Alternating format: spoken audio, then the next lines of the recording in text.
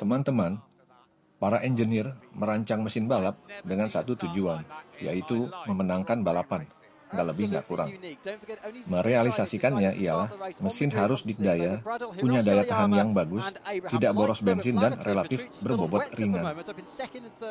Engineer menentukan bentuk dan diameter cross-section pada intake exhaust track cylinder head, diameter dan sudut klep, intake exhaust bore kali stroke, rasio panjang conrod dengan stroke, struktur silinder blok, profil dan berat crankshaft mesin Big Bang MotoGP, profil camshaft, dan banyak lagi. Selanjutnya, yang nggak kalah penting adalah pada bagian exhaust system atau knalpot. Peran kerja knalpot untuk membuang gas hasil pembakaran, khususnya di RPM tinggi, waktu balapan sangat penting sekali.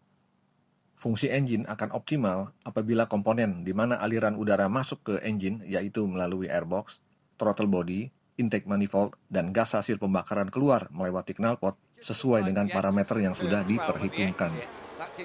Nggak heran kalau tim MotoGP, walaupun sama-sama bermesin inline 4 silinder atau sama-sama mesin V4, mempunyai rancangan exhaust system yang berbeda-beda. Di akhir proses power stroke, gas hasil pembakaran bertekanan tinggi mengalir sangat cepat keluar dari dalam silinder melewati klep exhaust.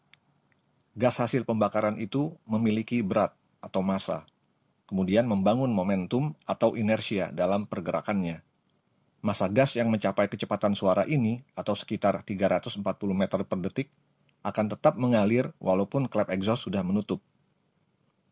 Selanjutnya, gelombang positive pressure bertekanan tinggi yang mengalir sangat cepat tersebut menciptakan negative pressure pada waktu membentur pipa kolektor, muffler, dan lain-lain. Gelombang negative pressure dengan tekanan sangat rendah atau low pressure berbalik kembali ke atas menuju klep exhaust. Seperti yang kita sudah ketahui, sifat dari dinamika udara bertekanan tinggi ialah akan selalu mengalir ke area dengan tekanan lebih rendah. Negative pressure, bertekanan rendah yang berbalik membentur klep exhaust, memberi keuntungan membantu mengeluarkan gas pembakaran bertekanan tinggi dari dalam silinder apabila waktunya bertepatan dengan klep exhaust membuka. Maka, tidak ada sisa residu gas hasil pembakaran yang tertinggal di dalam silinder. Selanjutnya diisi dengan campuran udara bersih dan bensin dari intake manifold. Di mesin normally aspirated, fase overlap menjadi momen tepat memakai negative pressure untuk menarik gas hasil pembakaran keluar bersamaan didorong oleh campuran udara bersih dan bensin yang masuk ke dalam silinder. Proses ini adalah scavenging. Fase overlap adalah di mana klep intake mulai membuka sebelum TDC di akhir proses langkah buang, dan klep exhaust belum menutup penuh setelah TDC pada awal proses langkah hisap atau intake stroke. Untuk optimalkan ledakan power di RPM tinggi, mesin balap membutuhkan overlap supaya proses scavenging bekerja efektif. Sebaliknya, overlap nggak efektif di RPM rendah atau tengah.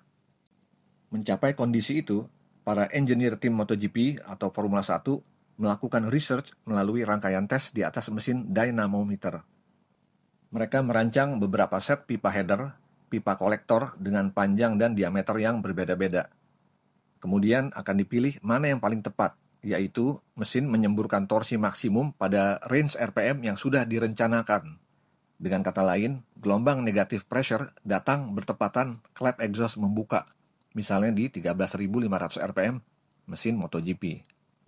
Perbedaan diameter, panjang, dan lekukan pipa-pipa sistem knalpot akan mempengaruhi kecepatan gas hasil pembakaran keluar dari dalam silinder. Baseline-nya, pipa berdiameter besar akan mengurangi kecepatan gas pembakaran, dan pipa berdiameter lebih kecil akan mempercepat. Diameter pipa menentukan di rentang RPM mana torsi maksimum berada. Panjang pipa menentukan rentang kurva torsi transient. Makin panjang, maka torsi responsif dari RPM rendah tengah. Pipa yang pendek torsi kuat di RPM atas. Motor Ducati, Honda, Aprilia, dan KTM MotoGP, walaupun sama-sama bermesin V4 silinder, masing-masing tim mempunyai parameter mesin yang tidak sama. Demikian juga dengan rangkaian exhaust system. Sistem knalpot sebagai bagian integral mesin juga menentukan level volumetric efficiency dan kurva torsi. Demikian bahasan singkat ini. Terima kasih.